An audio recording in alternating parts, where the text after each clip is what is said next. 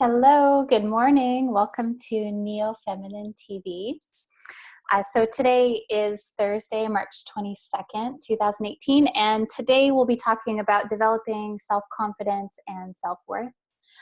But first I want to say hi to everyone who is listening to this live. Thank you for being here. Hello. So for those that are listening live, you can send me a little message anytime. And in fact, if you want to send a little message in the chat box right now to let me know that you can hear me. Hi, Jennifer. I'm happy you made it today. And you can ask me a question anytime. You can stop me and say, hey, I want to know more about what you're talking about. Or if you have a personal story or something that you want to share, I definitely welcome that. This is a safe space for us to talk about real issues that are happening in life. And so a part of that is what I have to say. But a part of it is also I want to make this a place for you to be here to say as well. And so I'll be taking questions throughout and then at the end. And for those that are not able to be here live, I'll be answering questions as well. And so before we jump right in, a little bit about me. I'm a counselor and an astrologer. I live in San Diego. And the Neo Feminine TV is an experiment for me to share things that are inspired by astrology, but that are just important life things, and especially around this idea of living a life that incorporates feminine energy as well. And how do we do that in practical terms, and what does that look like?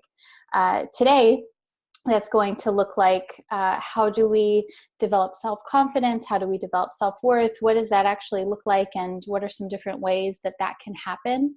I think that self-confidence and self-worth are in a way two related, but very different things. And there are different ways to go about it, different ways that these different things that work better for some people versus others. So today I wanted to share with you some thoughts that were inspired by the yoga teacher Anna Forrest, by Brené Brown, the shame researcher, and then by Elizabeth Gilbert. She wrote a book called Big Magic. So let's jump in. I'm going to take a little sip of my coffee. And so the first thing that I want to share with you is this idea from Anna Forrest, who's a yoga teacher. She developed her own style of yoga that was really based on coming from a place of not being able to do very much. She had a lot of injuries, and she had some trauma, and she also experienced a lot of addiction early in her childhood and then throughout her life as well. And so she has this idea where she talks about stalking fear. And what she means by that is really just leaning into what it is that she finds fearful or uncomfortable. And I like this concept around the idea of developing self-confidence and self-worth, because a lot of times fear can come up, and then that's where the aversion comes in. Is it's like there's a fear of maybe disappointment or things not working out or people not liking us and things like this. And then it's like, okay, instead of going into fight, flight, or freeze mode, she talks about this idea of actually stalking your fear and seeking it out. So I want to read a little bit, a quote for you. So this is actually a Huffington Post article, and everything that I quote today and always in Neo Feminine TV, I always put this in the show notes at the end of the show. So, and I think I can even put it in the chat box. I might do that too, but if you're listening to the recording, you'll be able to find this in the description box. So this again is from Anna Forrest. She says, "Stalking your fear is chapter 1 in my book, because we need to deal with our fear first and foremost. We are all affected by fear. Whether we push it away or deny it, the reaction of fear is usually toxic and unhelpful, numbing us out and making us our least resourceful selves. We have this old technology for dealing with fear that helps us survive, which is freeze, fight, or flee. But stalking your fear is a quantum leap that helps challenge your relationship to fear. Choose instead the brave-hearted path of stalking, tracking, studying, and allying with your fear. How would that feel? How would it feel? And how would it free you and change your life for the better? And so I like that a lot because it disrupts the natural tendency to go into like from fear to anger or from fear to withdrawal. It's like engaging with what it is that is your current experience, which I think is very important. And so her book, she has a book called Fierce Medicine, which is really interesting. It's like yoga, self-reflection, etc. But some of the practices in there, it's really simple stuff. It's just contemplating what is it that you're really afraid of and journaling about it and things like this. And I find that I have a different thoughts about this too, because one thing that she says I don't entirely agree with. She says that fear is usually toxic and unhelpful, numbing us out. I think, yes, that can be the case. I think sometimes fear can actually be very helpful, and it can be an indicator as to something that's important to you. If you're excited about something and a little bit afraid or nervous, that just means typically that it's something that's maybe really important to you, and you feel the magnitude of the importance. In contrast, sometimes fear is an intuition that something is not right for you. And so I like this idea of stalking the fear, because when we lean into that fear, then we can understand what is the flavor of this particular type of fear. And is it more of an intuition? Is it saying that this thing is important to you? Or is it saying, get the fuck out of there, this is like not good for you, etc.? There's all these different layers. And so that's what I want to say about that. So hi, I just saw Laura joined us. Hi, Laura. Good to have you here. Hi, how are you? Hi, I'm good, thanks. Good. I'm home from work. Actually, we have a snow day here, so I'm home with my kids. Oh, nice. But I'm kind of doing like different stuff, so I'm not on video. So Okay, I yeah. apologize, but I did want to join on your call. Nice. So. Yeah, cool. Yeah, no one else is on video. I think it automatically goes off. And so yeah. Okay. Awesome. Well, good. So that's what I wanted to share about Anna Forrest and the fear component. Another way of looking at this is what Brené Brown talks about on how shame and fear can actually become like a block.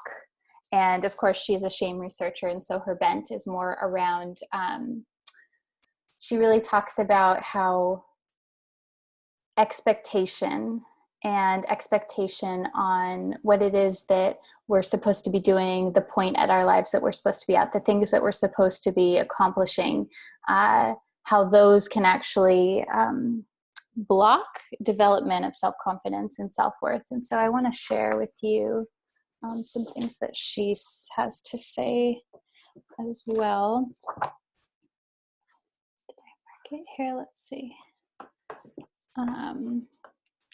And so this is from Daring Greatly.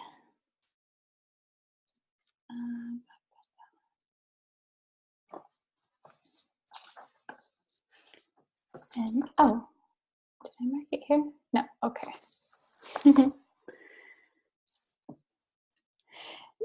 So she talks here about how we live in this mindset of scarcity and also shaming people into into not having this sense of self-confidence. So she says, here's where it gets a little tricky and frustrating and maybe even a little heartbreaking. The topic of narcissism has penetrated the social consciousness enough that most people correctly associate it with a pattern of behaviors that include grandiosity, pervasive need for admiration, and a lack of empathy. Where almost no one understands is how every level of severity in this diagnosis is underpinned by shame, which means we don't fix it by cutting people down to size and reminding folks of their inadequacies and smallness. Shame is more likely to be the cause of these behaviors, not the cure. And so, so what I think is interesting about this is, and again, this is from Daring Greatly from Brene Brown. What's interesting is she talks about how the solution to bolstering this sense of self-confidence and pride in oneself and really valuing what a person, like valuing what it is that you have to give and who you are, it's not about feeling like you should be doing more. It's not about getting to the next step. It's not about, it's not even about, I think, like self-acceptance even. I think it's about like finding what it is that you do enjoy about yourself. And sometimes that requires stepping out of the expectations of society. And she talks about this a lot, where it's like, it's impossible for people, both men and women, to develop a healthy sense of self-confidence in the modern middle class society in America. And we don't see this in other cultures necessarily, that where there is isn't such a heavy emphasis on consumerism. I think that sometimes stepping out of, okay, what is it that everyone else is doing and what are the requirements, and whether that be from physical appearance to clothes to the job and all of these things. So I think that's really interesting, is that sometimes it requires stepping away from the world and stepping into yourself in order to actually create that sense of self-confidence. And so, so what does that mean, like at a practical level? How do we do that? Because we can't just go on, I mean, maybe some of us can go on retreat for like a week or so, and I'm going to pour myself some more coffee here. But yeah, what does that look like? And so I'm curious, for those of you listening live, if you have something that you've done that helps you disconnect from the social norms of society, or to set that down for a second. But what I find for myself is that it can be really helpful just to continually redirect myself to what it is that I like, what it is that I enjoy, and to question why it is that I do the things that I do. Like I wear makeup, why do I wear the makeup? Do I wear it, like when do I wear it? Do I wear it when I go to the grocery store, when I go to work, when I am just hanging out around the house? Do I put on makeup? When I'm on one of these videos, do I put on makeup, etc.? And why, and all of these things. And I think that it doesn't have to be like it doesn't have to be an all or nothing game. It doesn't have to be where I'm like, okay, I'm never going to wear makeup because I don't give a fuck what people think. It can be like, it's more about like, why is it that I'm doing the things that I'm doing? And I find that's helpful for me, is just questioning where are my actions coming from? And are they coming from what I want, or are they coming from trying to satisfy a certain expectation? And sometimes I want to satisfy that expectation. Like sometimes I go to work and I want to look a certain way because I want to, I do want to blend in, so to speak, with what's expected there. But I'm choosing to do that.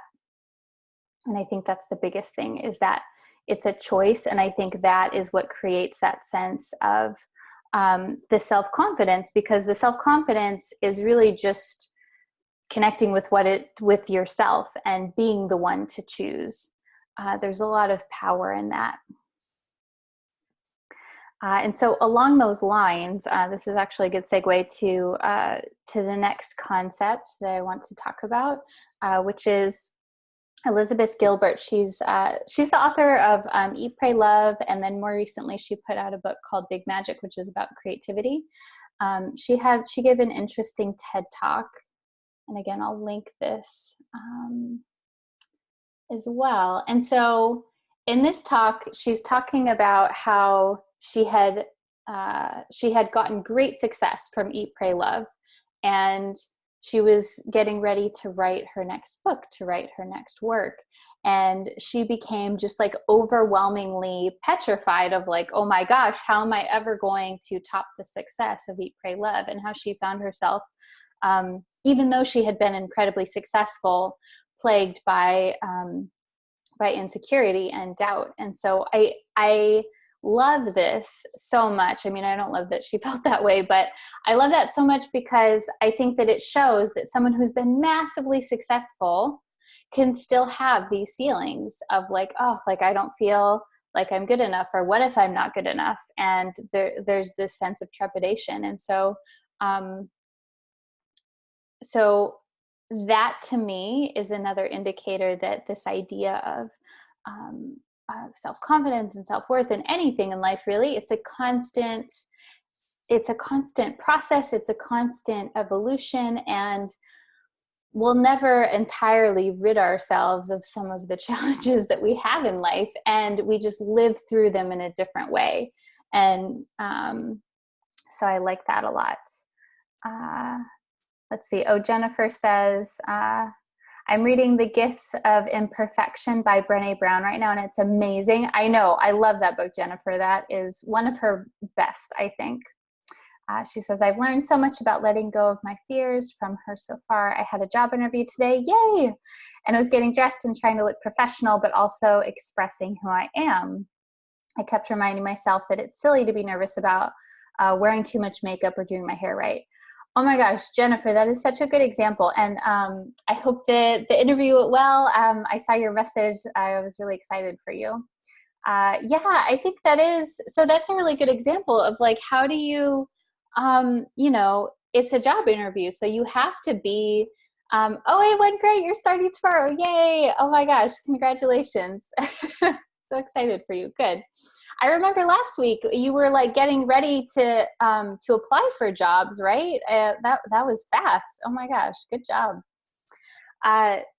So yeah, like an interview, you have to be presentable. It's not an option. You can't be like, I'm going to be myself and not care. There's a certain level of needing to fit into societal norms. And sometimes that looks like doing things which may be incongruent, but I like how, Jennifer, you focused on looking professional, that what was expected, but also expressing who you are at the same time. That's really cool. So yeah, nice. Okay, good. I'm glad you shared that. Okay, so so I'm going to share a quote from a part of Elizabeth Gilbert's TED Talk. And again, I'll link this in the description as well. She says, but in both cases, it turns out that there is also the same remedy for self-restoration. And that this is that you have got to find your way back home again as swiftly and as smoothly as you can. And if you're wondering what your home is, here's a hint. Your home is whatever in this world you love more than you love yourself. So that might be creativity, it might be family, it might be invention, adventure, faith, service. It might be raising corgis. I don't know. Your home is that thing to which you can dedicate your energies with such singular devotion that the ultimate results become inconsequential. And so I like this because this is kind of a different take on the whole idea. For her, she's in the entire talk, she talks about how her idea of home is writing, and how her entire life she always wanted to be a writer. And when she felt this fear of starting again and starting with a new project, she focused on, okay, my home is writing, and so I'm just going to write. That's what I'm going to do. And that she says in this talk that she loves writing more than she loves herself, which I know may be like a bit extreme. I don't know if you have something like that, but I like that idea of what is it that you love more than the possibility of disappointment? Like, what is it basically that you value more than than your ego, really, and your pride. And what are you willing to risk your pride for? I think that's what this is really about. And that can be, something on a grand scale, like publishing a book or doing something at a public level. Or it can be something minor, like some kind of like creative or crafty kind of thing that you want to try. And I think it's really about, when I think of the word home in the way that she uses it too, I think it's about what is it that brings you so much excitement that it's worth it. And for some of us, we may be finding that thing. It may be a process. And I think that there's a lot of value in following that process and following the little things that are exciting. And that itself is actually one of the most sacred and spiritual things that we can do for ourselves, because it does connect us to our home, to our spiritual home, to ourselves at a heart level. And so I really like that. Okay, cool. So I'm going to take a sip of coffee. And I want to pull a card for us today, but I'm gonna check and see if there's anyone that submitted questions on Instagram and Facebook. And if you're listening live and you want to ask a question, or if there's something that you want to share, you can do that now. And so when I go for questions, it can be anything. It's basically like ask me anything. So it can be a question about today's topic. It can be a question about something that you've been struggling with personally, and that you want like an anonymous, answer. It can be astrology related, whatever you want. So I'm gonna check this place and give you guys a few minutes if you're typing something.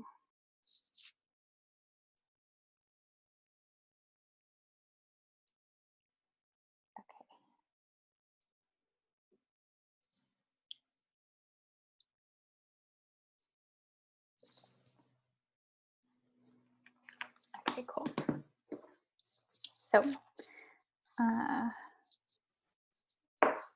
going to pull a card from the Spirit Animal deck.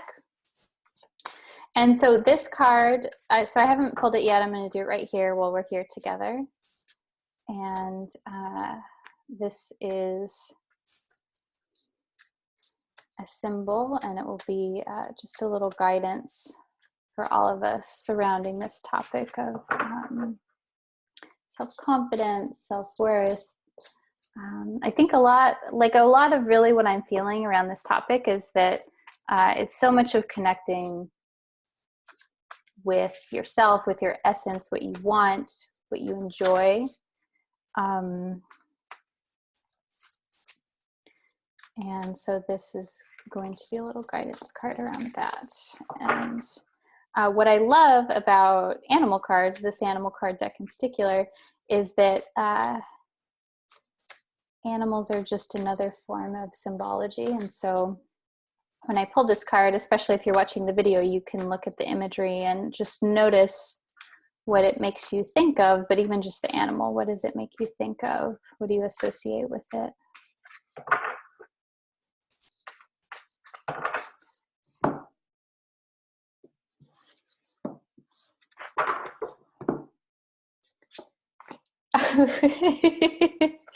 Okay, so this is the black egg. Da, da, da. I think that's funny. Okay, so I'm holding this up. And so what I think is, what I always think is really interesting about this card, number one, I want you to notice what it makes you think of. What you think of when you think of an egg. And then also the fact that it's a black egg, and it's got this like, I'll describe it to you if you're listening on iTunes. It's got like this reptilian kind of pattern on it. And so the black egg here, it does have this like reptilian, like reptile kind of pattern on the egg. And then the egg is surrounded by light. It's a black egg, but it's surrounded by a circle of light that's kind of a little bit purple as well. Um, and you know what's really coming to mind with this too is the the darkness of the earth and soil, and how that's very much associated with root energy. And then the circle of light with the purple around the egg makes me think of the crown chakra, the energy center associated with the top of the head, that's associated with guidance, and but also just very much the the highest energy center related to the physical body. And so it's like this blend of the spirit, the light, and then the earth below. And so I think that's really interesting. The little circular symbol at the top is the element of spirit, or the element of ether. And so, yes, I think a very interesting card. I'm curious what you think. You know, if you want to let me know if you're listening, or if you're listening to the recording of this, definitely let me know. The other thing about egg is that it indicates something that's gestating, something that is like a creative something that's percolating or gestating, or like getting ready to be born, basically. And the fact that this has like a reptile cover on it, on the egg, is like there's something there that maybe is more primal, that's more earthy. And so how I would relate that to all of this, what we've talked about today, the self-confidence and the self-worth, this to me really talks about blending the energies of the earth, the practical world, the material, and then the spiritual, and what it is that feels like it's important, not from a physical level, but from an energetic level, and balancing out those two. Jennifer says, how mysterious. Yeah, it is quite a mysterious card. It's intriguing and exciting. It's like something is waiting to be created. Yes, definitely. Just hovering, like you said about the crown chakra, something waiting to be manifested. Yeah, that's the feeling that I get from this card on this particular day. That's what I'm feeling, is it's like there's something kind of percolating. And so what I would say about that too is that, you know, when I was titling today's episode of Neo Feminine TV, when I was getting ready to put everything together, I knew that I really wanted to talk about self-confidence and self-worth, because it's something that's important to me personally, and it's something that I felt would be important to talk about in general. And we're going into Aries season at this point in time. And so Aries is really about developing the personal self and self-confidence and these kinds of things. And I was hesitant, though, to use these terms, self-confidence and self-worth, because so often in self-help and spiritual communities, there's an emphasis on like really not being good enough until you get through your self-confidence, self-worth stuff, until you get all your shit worked out, so to speak. And that once you finally have enough self-worth, that your life will work and it will be amazing, and then you will be healed and all of these things. And so so I share that with you because my view is that it is an ongoing journey of like feeling into how is it that I feel about myself, like today versus last week versus last year, and then how do I feel now, and how has that changed? And I think, like many things, it's not about overcoming something in one fell swoop. I don't think life works like that. I think life is this moment to moment, week to week, year to year experience of things always being a little bit different, but the things that we grapple with are often unchanging. And so I relate that. That's like a long story to bring it back to the black egg, is that I see the black egg for today as really representing this idea that it's actually, you know, when I'm thinking about this, it's like, do you know those little Roman toys? I think they're from Romania, where it's like there's a little there's like a little girl or little doll like inside, and there's a little like another one that's smaller on the inside, and then they're all stacked inside like this. I'm like, what is in that egg? Maybe it's like another egg that's in there, and then another one, and another one. It's like there's always something that is percolating. There's always something that's ready to be manifested, and there's a certain amount of magic in that. There's a certain element of mysterious and unknown, and that it's special in that way. So yeah, so that is what I wanted to share with you guys today. I think that's all for today, unless you have any other questions or comments or anything that you want to share. And let's see, what else do I want to tell you? Oh, so this show is every week, Thursdays at 9 a.m. Pacific time. If you want to connect with me more, if you want to know more about the astrology of this week, you can find out more about that on my YouTube channel under Neo Feminine Astrology. And you can find me also on Instagram and Facebook under Neo Feminine Astrology. And I'm always sharing fun and interesting things about the astrology and just life as well. And then also I offer counseling and readings too. So if you want more information about that, I'll have information on my website, which I'll link in the description box. So that's all for today. Thank you for being here with me today. I'm sending you lots and lots of love and wishing you an amazing week, an amazing weekend also. Namaste. Bye.